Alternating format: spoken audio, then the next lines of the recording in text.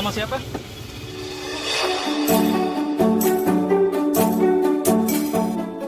Wisma Atlet Kemayoran yang kini dijadikan rumah sakit darurat COVID-19 siap menampung 3.000 pasien dengan sarana medis sesuai standar WHO. Namun, untuk bisa dirawat di RS ini, terdapat sejumlah syarat yang harus dipenuhi. Pertama, datang sendiri.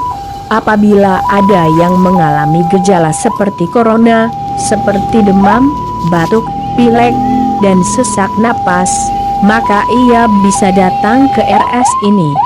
Mereka yang tidak menunjukkan gejala, tetapi merasa pernah kontak dekat dengan pasien yang dinyatakan positif corona, COVID-19, bisa juga ke RS ini. Kedua, melalui layanan call center 119. Jika tidak memungkinkan untuk datang sendiri ke RS darurat Wisma Atlet, maka silakan menelepon layanan call center 119 EXT 9. Ini adalah kontak nasional untuk mendapatkan layanan darurat terkait wabah corona. Setelah pasien menelepon, akan ada petugas 119 yang akan menjemput dan mengantarnya ke RS Wisma Atlet. Ketiga, melalui rujukan. Beberapa pasien yang dirawat di RS darurat Wisma Atlet adalah pasien rujukan dari rumah sakit lain.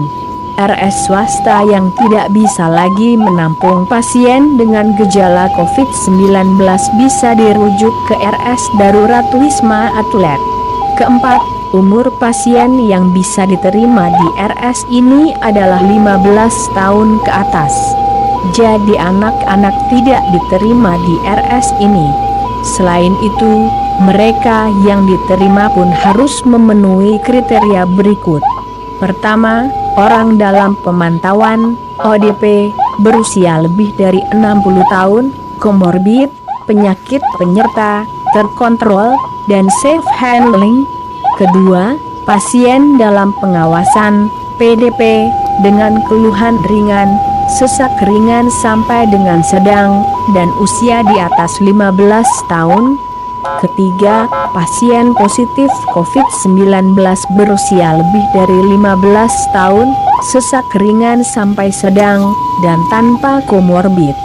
Jika ODP menderita sakit yang gejalanya mengarah ke influenza sedang dan berat, misalnya batuk, pilek, demam, dan gangguan napas, maka ia langsung dimasukkan dalam kategori pasien dalam pengawasan PDP.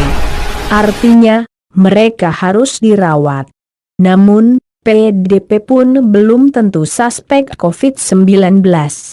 Apabila PDP diyakini memiliki riwayat kontak dengan orang yang sudah terkonfirmasi positif, maka ia dinyatakan sebagai pasien suspek. Pasien suspek inilah yang diambil spesimennya kemudian dilakukan pemeriksaan di laboratorium untuk menentukan dia positif atau tidak.